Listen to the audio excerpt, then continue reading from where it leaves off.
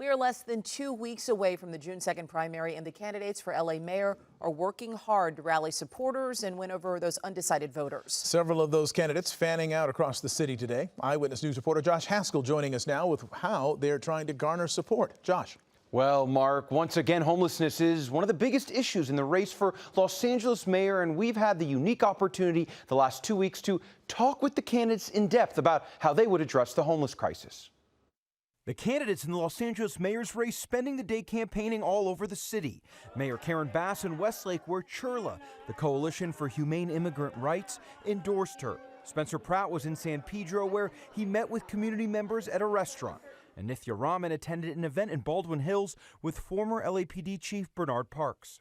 Over the last 2 weeks, the candidates answered our questions about how they would solve the homeless crisis. The number one thing that has been lacking is the services. So once we get people off the street, making sure that we address why they fell on the street to begin with.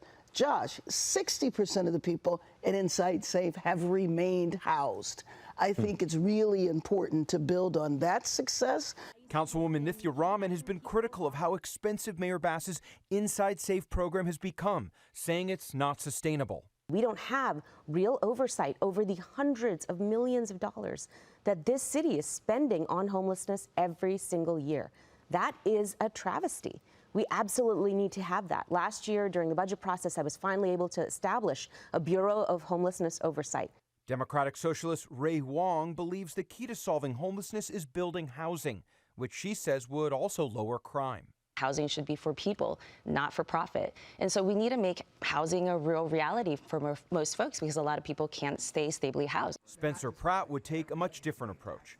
Pratt would send the homeless who are addicted to drugs to rehab centers his administration would construct on federal land using prefab buildings. They're choosing to be on the street because they want to do drugs, they don't want rules, they don't want to listen, they want to have animals to abuse. This idea that they're forced on the street right now is a lie. Tech entrepreneur Adam Miller's plan for the homeless would grow out of the work he's already done.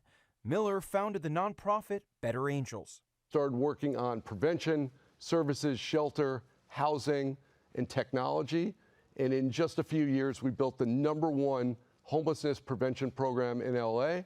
We've kept 4,500 Angelinos housed who were on the brink of homelessness and had already received eviction notices.